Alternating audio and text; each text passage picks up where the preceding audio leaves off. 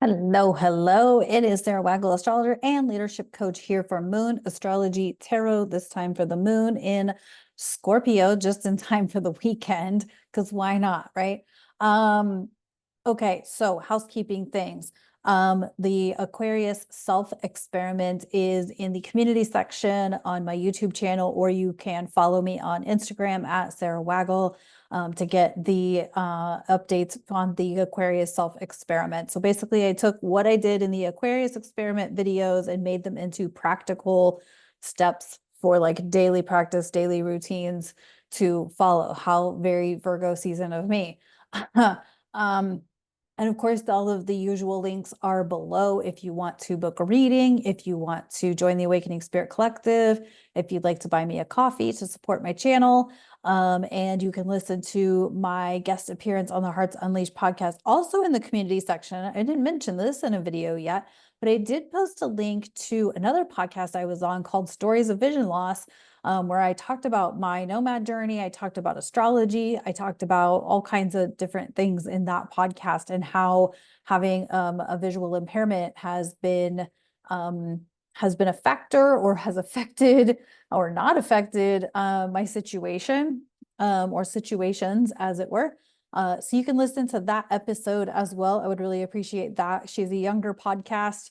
And so it'd be great to have some people tune into that episode and support that podcast as well. So that link is in the community section of my YouTube channel. So, okay, Moon in Scorpio, this is September 7th through the 9th. So most of this weekend, Moon is at fall in Scorpio. It doesn't do as well in Scorpio. However, I do think there's some positive things happening here. We have Mercury moving into Virgo, which is his home sign, or one of the places where he is good at. But then we have the sun opposed Saturn in Pisces. However, the moon's going to make a harmonious trine to Saturn and a sextile to the sun, which I feel like is going to be support, because Scorpio is transformation.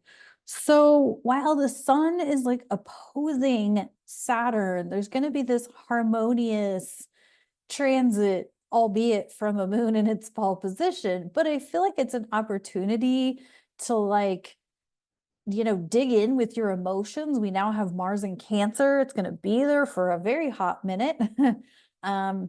And so it's kind of going to be an opportunity to really work through some emotional stuff, emotional attachments, places where maybe you can be a little more emotionally detached. But either way, I feel like it's going to be an opportunity to really dig in and feel your feelings, feel your feelings, feel your body with that sun in Virgo.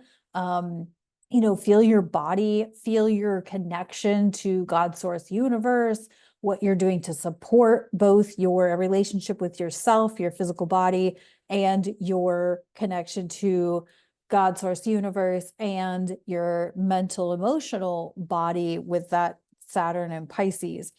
So I kind of like it.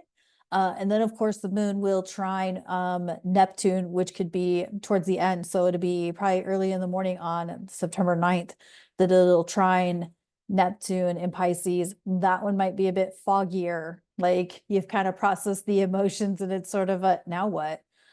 Because we're all in a now what situation. Remember, we're now in the eclipse portal. The first eclipse is September 17th. It's a Pisces eclipse. It's conjunct Neptune within a few degrees. And so we're kind of all in a major state of release and letting go and grieving. And damn, that was good. I think things could be better if I set this thing free. All of those sorts of things. So unfortunately, there's no forward momentum right now. There's just not. But yes, we have Mercury in a good place. We have Venus in a good place.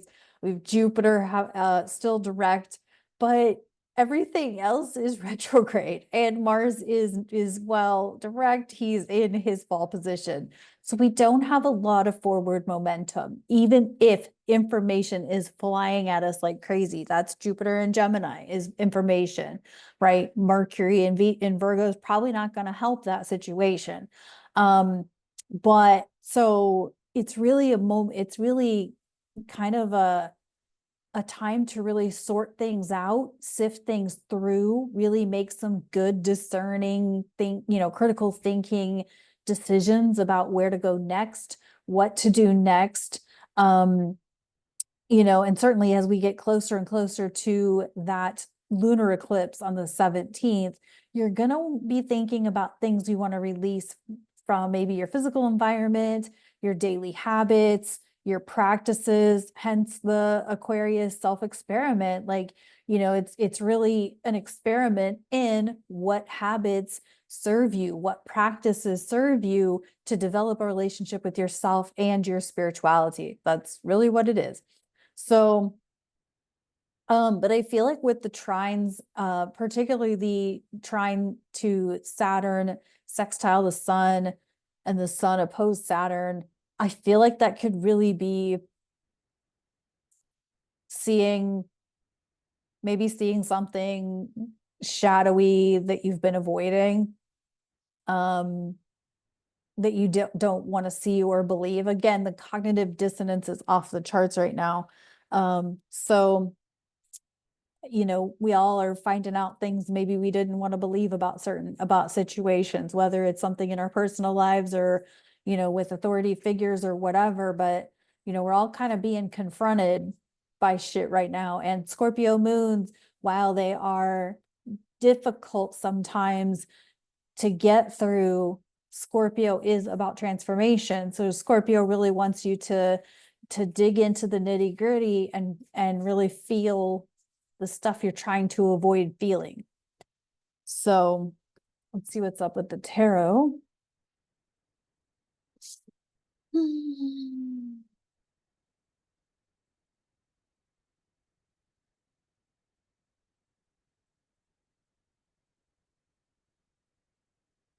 got the Temperance upright. I think this is Spock. I can never remember. But Temperance upright, so balance, finding balance. Temperance is about balance. And we do have Venus in Libra. So lots of energy in Libra supporting this idea of being balanced. The South Node is still in Libra. And it's releasing the things that kind of make us off balance, the things that don't allow us to balance everything out. Maybe you're putting too much time in this thing when you could be putting time in, or you want to be putting time into the other thing. So yeah, some stuff to do with balance and balancing things out, and really ensuring that you're investing, ample time into the things that you want to be putting time into, or energy into, or emotion into. Because this is not just about time balance, but it could be with Saturn involved in that trine, and Sun opposition. But really, I feel like it's really looking at your physical, mental, emotional, spiritual investments in your energy, in your space, physical space, in your energetic space, and really, seeing where things may be out of balance and could be more in balance.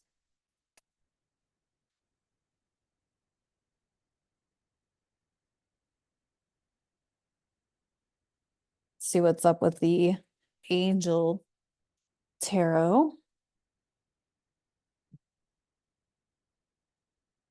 So yeah, if you want to be a part of the Aquarius self-experiment, you can. We're kind of just working with it right now. The Sun, this is card number 19. And this is Archangel Uriel, Uriel, Uriel.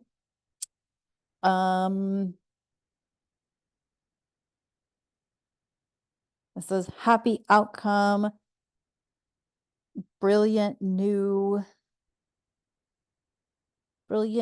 ideas that lead to success, and have confidence in yourself. Yeah. I think Hmm. I mean, Scorpio is highly intuitive. It's highly psychic. And so with that aspecting the Sun Saturn opposition and then aspecting Neptune, while things may feel murky, I also feel like with the water signs, you're always open to the potential of, oh, it's gonna try and Mars in there some. Geez, I didn't even mention that. But it'll try and Mars in there too. Damn. So you've got a lot of water going on. Mars, the moon, Saturn, Neptune, all in water signs. That's a lot of water. So, I mean, definitely the potential for psychic. But here's the thing about psychic stuff and intuition is having the clear-headed space to receive it. And for whatever that looks like for you, right? Maybe and back to this balance, right? If you're not feeling like you understand what psychic intuition is, perhaps it's because something in your life, in your daily routines, in your whatever is out of balance, right? And so it's really like to receive psychic intuition, you've got to be open to receiving it. And so if you are, using escapisms, whatever those escapisms are, whether that's nutritionally, intoxicants, gaming, whatever your escapism is, right? Whatever your escapism is, when you are indulging in it, overdoing it, you're keeping yourself from receiving psychic downloads, psychic intuitive. So if you're like, I don't understand what she even means by that, it's because it's likely because you don't practice with it. Again, Aquarius self-experiment.